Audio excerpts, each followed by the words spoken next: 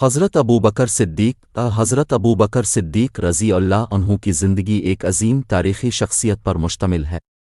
وہ قبیلہ بنی تمیم سے تعلق رکھتے تھے۔ حضرت ابو بکر صدیق رضی اللہ عنہ کا لقب عتیق جو ان کی عمر اور ان کی صداقت کی وجہ سے دیا گیا۔ انہوں نے اسلام قبول کرنے کے بعد اپنے 40,000 درہم کی جمع کو اللہ کی راہ میں خرچ کر دیا۔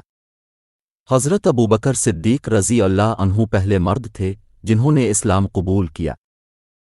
حضرت ابو بکر صدیق رضی اللہ عنہ اسلام کے پہلے خلیفہ تھے۔ حضرت ابو بکر صدیق رضی اللہ عنہ کی خلافت اسلام کی تاریخ میں ایک بہت اہم دور تھا۔ وہ اسلام کے پہلے خلیفہ تھے اور ان کی خلافت کی مدت تقریباً 2 سال 632 سے 634 عیسوی تک رہی۔ یہ دور ان کی قیادت اور حکمت عملیوں کی وجہ سے بہت نمایاں رہا۔ خلافت کا آغاز حضرت محمد صلی اللہ علیہ وآلہ وسلم کے وصال کے بعد مسلمانوں کو ان کی رہنمائی اور قیادت کی ضرورت تھی۔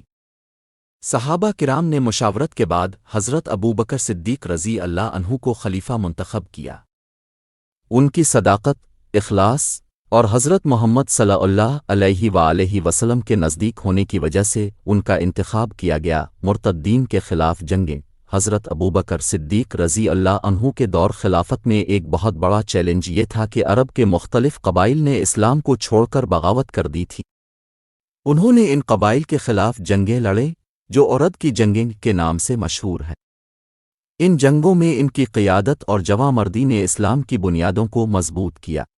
قرآن کی تدوین حضرت ابو بکر صدیق رضی اللہ عنہ کے دور خلافت میں ایک اہم کارنامہ قرآن مجید کی تدوین تھا۔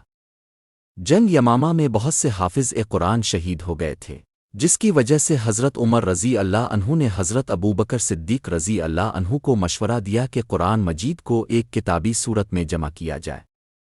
حضرت ابو بکر صدیق رضی اللہ عنہ نے زید بن ثابت رضی اللہ عنہ کی نگرانی میں اس کام کو انجام دیا۔ انتظامی اصلاحات حضرت ابو بکر صدیق رضی اللہ عنہ نے اپنے دور خلافت میں انتظامی اصلاحات بھی کیں۔